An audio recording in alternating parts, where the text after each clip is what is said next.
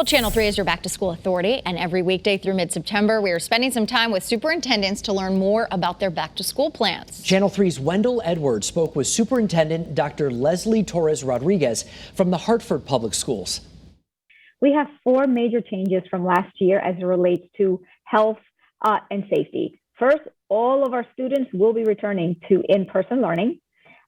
Second, vaccinated staff and students will not need to quarantine if they're asymptomatic. Of course, vaccinated staff and students will not need to quarantine if they're asymptomatic. And we now define close contact in classrooms defined as within 3 feet as per CDC guideline. Last year, it was 6 feet. And lastly, in terms of an update, is that our visitors, including our parents and our guardians, are now going to be allowed in our school buildings.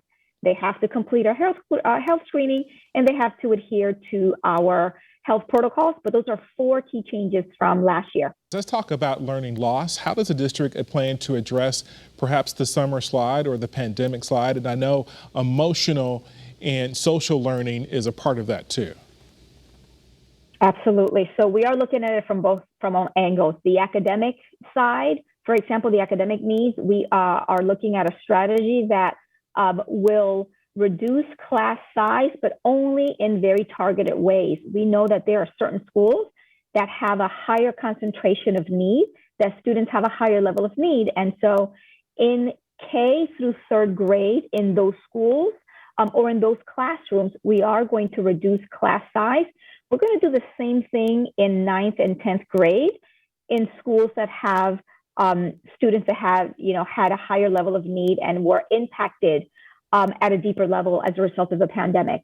And in terms of the social, emotional wellness, mental health support, we did hire additional staff, at least 20 additional social workers that were hired in addition to having clinical partnerships that are going to be in our schools to provide mental health support for our students.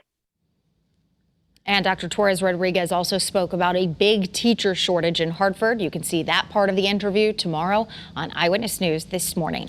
Now, each and every year, teachers spend